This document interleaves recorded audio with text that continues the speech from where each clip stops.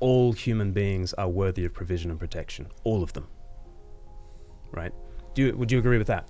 All members of the human family, no matter what their achievements, no matter what their attributes, all members of the human family are worthy of all provision and protection. I have no idea. Mm-hmm. That's a problem. You say Hitler comes to me and says, you wouldn't believe how much better our society is off now that we're eliminating these people. Then you have to go back and look at it and say, okay, what have you lost? You have to point to something where they're adding value to society. Is that so they have to achieve, they have to add value. But they don't have value. Yeah. The conversation that you're about to watch features what is maybe the best ever, at least the best that I've seen, conversation between an atheist and a Christian about morality and how objective morality actually does point us to the existence of God. Now, Matt Dillahunty is going to try to dodge and avoid this logical conclusion in a number of ways, but watch how Glen Scrivener slowly corners him into the logically necessary conclusion here. Let's get into this. The fact that we seem to have a desire for meaning, purpose, value, all of those things, he'll use as evidence for the God, because that serves as an explanation for it. I can do that with that exact same example. The reason that Glenn sees God as the justification for that is because he's uncomfortable with the possibility that there isn't an explanation for it, or that this isn't some sort of universal truth. So a preference for, I want there to be intrinsic human dignity, gets you to, hey, if there was a God, there would be human dignity because this God is guaranteeing it. And so that same circular preference is there. I'm just eliminating both of them and saying, I'm going to go ahead because I care about human beings and I value human beings because I am one, and say whether there's a God or not, this is what I'm going to go for. And if there's a God that has a better way, they can demonstrate it. Why isn't a Damascus Road experience good enough for everybody? So the moral argument for God's existence is not that we need some kind of arbitrary moral figure who has some whims and he will enforce them at the point of hell, and therefore it would be better if we want to live in a moral world to believe in such a God. The moral argument for God's existence is there is an objective realm of moral values. And the explanation for that objective realm of moral values is not going to be a material cause, because morals are not material things, right? Moral values are not reducible to just biological reality, and thank God for that, because biological reality is the survival of the fittest, okay? But moral values are something distinct from biological values, natural values. You cannot get from those natural values to the ethical values. You can't get from an is to an ought. And you sure can't get from preferences to an ought. You can't get from a like to an ought. Of course you can. You can always get from preferences to an ought. No, you can only get from preferences to another preference. It just becomes another preference just backed up with force. He says that you can get from an is to an ought, but listen to how he defines that bridge being crossed and see if you can recognize the massive problem here in his reasoning. The problem is, well, all right, we're not going to necessarily. So first of all, I don't think we disagree on the is ought dilemma. But as soon as you get into preferences, that's the objection. The reason you can't get from an is to ought is that you have to inject a preference. It's injecting the preference that gets you to the ought. I would like to live in a world where this happens, therefore I ought to do that. Mm-hmm. The objection on the is-ought thing is this thing. If I start with the foundation of I would like to, it's not a problem with what it leads to, but why should I like with to? The power, I suppose, is what I'm getting. Glenn is saying if the person in power, say the Hitler, simply has a very different conception of what the best is for his life compared to your life, then do you have any moral, if you like, force to say you're doing something wrong? Isn't he just going with his preferences as opposed to your preferences? Yes. You can see the gears turning here. He's going, is it really good for me to be saying that Hitler says, I would like there to be a world without any Jews, therefore I ought to go about doing the Holocaust? I think that the chickens are coming home to roost here. Let's keep watching this. So what is it that's up here that says those preferences are better and those preferences are worse? What is that? This is the objection that's often launched. So I could sit down with Hitler. I wouldn't, because he's dead. But I could sit down with Hitler, and if we could find the thing that we agree about, that we care about, we can then demonstrate which one of our preferences are in conflict with that. Because what we do as human beings is often delude ourselves, and we look at our preferences and assume they're right, but they're going to conflict with something foundational, which is basically at the beginning of that superiority to secular morality talk. I talked about how you could begin with, let's say, 3 foundational premises. Life is generally preferable to death. Health is generally preferable to sickness. And pleasure is generally preferable to pain. None of them are universally true. Sometimes pain is preferable. Sometimes death may be preferable, which is why I support death with dignity for people who no longer have any hope of a quality of life and with their individual autonomy and control over their own life. But you can begin with those and you can build something. But you can start with anything. You could start with death is better than life, and what you get to is extinction. Sure. And so if I find something, I think Hitler probably, I mean, there's the old joke, Hitler probably loved his mother too. Hitler probably valued human life, just had justifications for excluding certain others. Right. And you think you could reason Hitler into... I don't know that I necessarily could. Why because wouldn't he there are reason people, you into his way? It might be. It might be the case that Hitler could reason you into his way of thinking. That's a fairly awkward thing to admit on the internet. I'm not saying that that's not necessarily the case. I'm saying if you can show that what your actions are and the things that you're justifying are in conflict with a foundation that you agree with, that's where the problem is. Right. And what if it's the establishment of the master race? Because if the fittest do survive, then wouldn't it be nice if the fittest should survive? Like we take that hop, skip, and a jump, and sure. And then you ask what criteria are you using to determine fittest? And again, we're having a symposium when we should be fighting a war, and this is. No, we should always be having a symposium so we don't have to fight wars. Why would anybody ever say we should be fighting a war? You sound like Neville Chamberlain. You know, I found peace in our time with Hitler because I'm going to sit down with him. Well, and I'm sorry that advocating for reasoning rather than blowing crap up is so anathema. I think we tried to reason with him. I'm not saying, here's where the confusion is. I'm not saying after the war started, send Matt in and he can sit down with Hitler and solve it. He's very clever. We're using a precise example to talk about a more abstract one, which is essentially, let's say you and I disagree on, you want to take some action. You want to exterminate some portion of the population.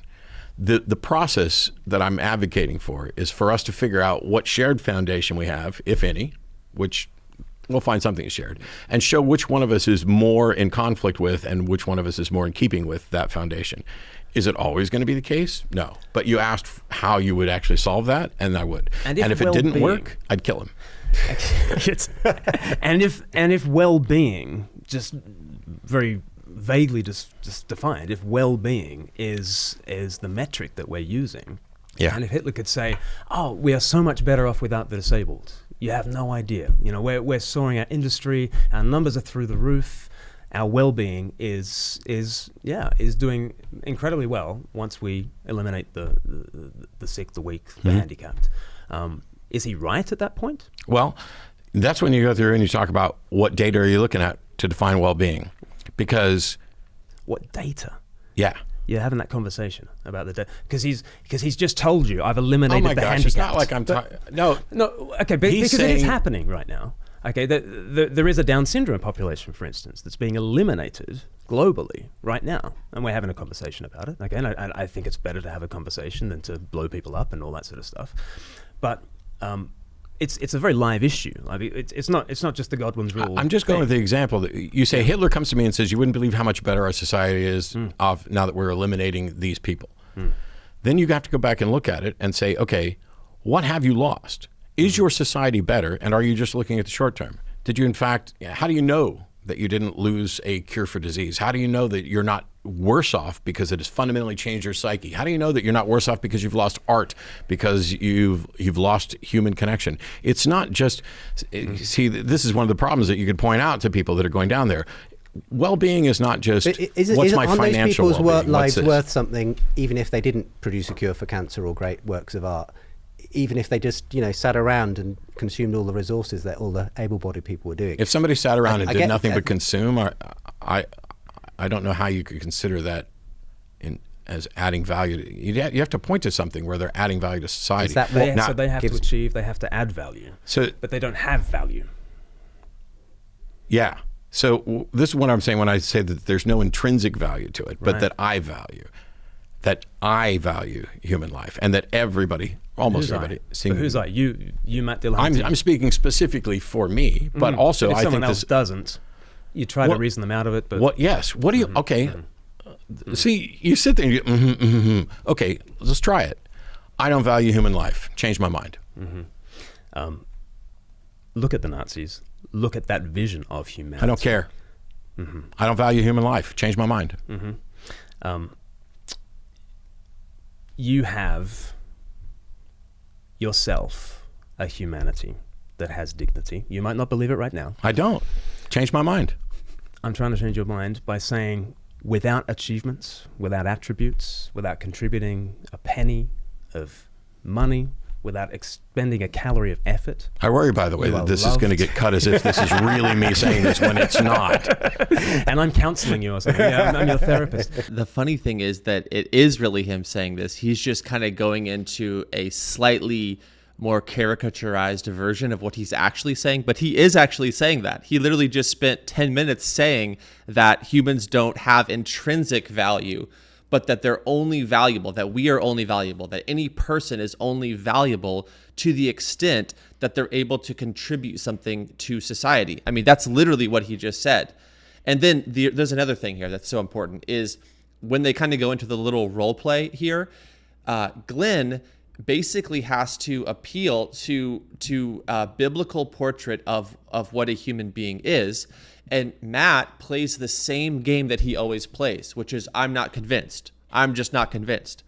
And what's so ironic and also horrifying about that is that ultimately, yes, you either do have to actually believe that what God says about humans is true. You actually have to believe that the Bible is revealing something that is true, that we are actually different from the rest of creation, that we're actually made in the image of God, that we have intrinsic value, that we're not like the chairs that we're sitting on, that we're not just material, that we actually are ensouled creatures that have eternity in our hearts, that are created with love, and that are designed to be in union with a good and loving God. You either have to believe that or not. There is definitely an aspect of faith here.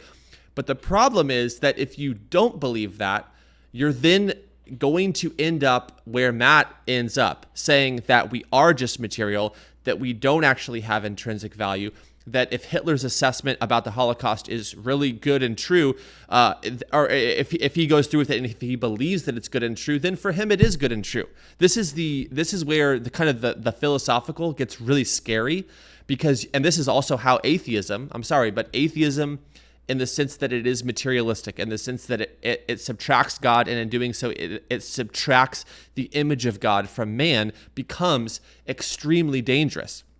This is why, although he pushed back earlier and said that Jordan Peterson misunderstood, that he was talking about secular humanist societies, not these atheistic top-down regimes. But I'm sorry, the philosophy leads you there. If you dehumanize humans, if you say that we don't have intrinsic value, you are far more likely to carry out atrocities. I mean, it's so obviously the case. And so, yes, this little role play thing here is, he's like, I hope someone doesn't clip this. Well, bro, I'm clipping it, Matt. I'm clipping it because you said it. You said it before you went into the role play. And it's a logic. I don't blame you for saying it in the sense that it's the logical outcome of an atheistic, materialistic worldview, that you can't place human value into anything other than might makes right, or cultural preferences, or ethical emotivism, or all of these things. But none of these things can actually amount to an ought. None of these things can actually tell you what someone ought to or ought not to do. You actually have no authority to use to condemn somebody like Hitler. And so you go as far as in this clip saying that you might even be convinced by Hitler that he was right. That's why this is so dangerous. That's why this is so horrifying. That's why this must be resisted at all cost. And we have to come back to the biblical portrait of what we are, that we are different from the rest of creation, that we are made in the image of God, that we do have intrinsic value. This is so important for not only for society in the world now, but this is important for you to understand for your own good and for your eternal good.